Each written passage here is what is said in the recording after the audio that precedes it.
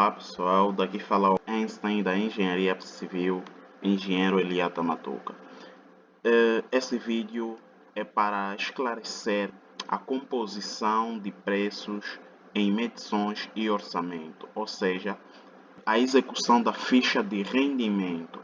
Sabemos que na composição de medições de orçamento são 3 fatores essenciais que não devem faltar, que é a mão de obra, material, equipamento ou ferramenta. Então, para qualquer serviço a ser executado, na composição do preço para medições de orçamento, deve-se fazer a medição do serviço, determinar as quantidades dos materiais a ser empregue, alinhar ou ter a visão dos técnicos que vão executar o mesmo serviço e acrescentar a ferramenta que os técnicos vão utilizar para a execução do mesmo serviço. Isso faz a composição do preço global da ficha ou do serviço a ser executado para medições de orçamento. Existem muitos erros que os medidores orçamentistas cometem, que é simplesmente calcular o material e estipulam um preço de mão de obra.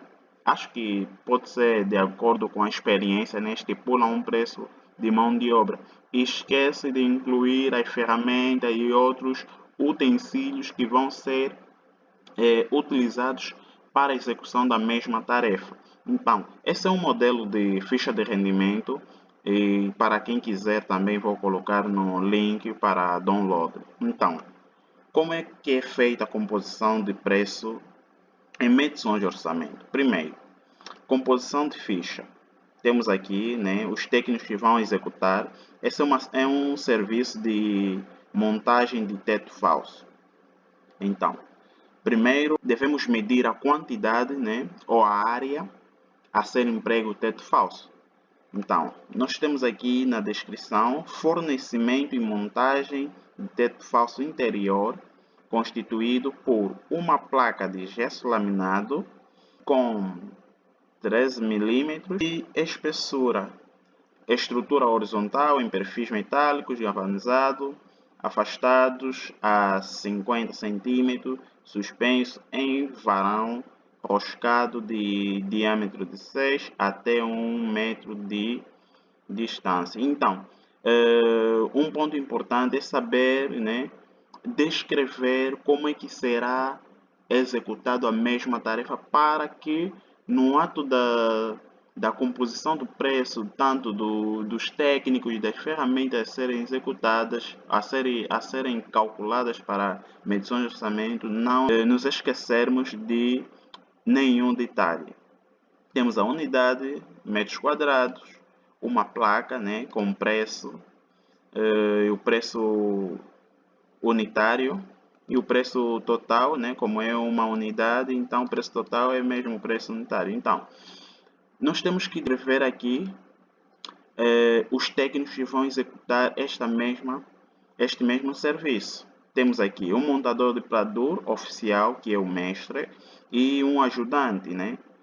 E temos aqui o preço por hora. Esse preço por hora pode ser calculado a partir do preço ou do salário mensal que ele recebe e saber quanto é que ele ganha por hora ou através da produtividade do mesmo técnico.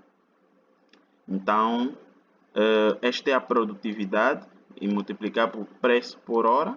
Temos aqui o custo e o valor total, tanto do oficial e quanto do ajudante. Então, depois de nós introduzirmos a composição dos oficiais, temos que incluir o que? O material, descrever todos os materiais e nós vamos utilizar como que placa de gesso laminado, massa junta, né? Gap-tech, perfis, cantoneira, emenda de teto, né?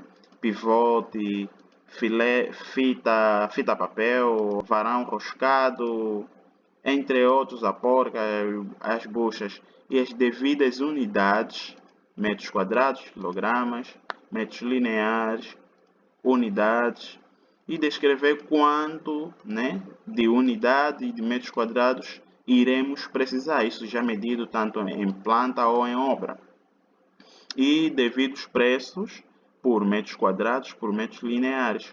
Nós temos aqui, devido a percentagem de desconto, caso necessário, e o custo,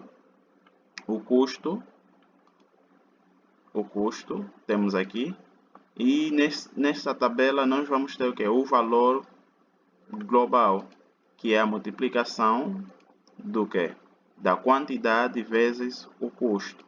Então, nós no final, como aqui, nós temos subtotal da mão de obra, que é o somatório da mão de obra. Tanto também aqui nós vamos ter o subtotal do material. E por último, nós temos que incluir o que? Um subtotal dos equipamentos. Então, tenho que introduzir aqui os equipamentos que os técnicos vão utilizar e fazer o mesmo exercício e saber quanto é que vai ser o subtotal dos equipamentos.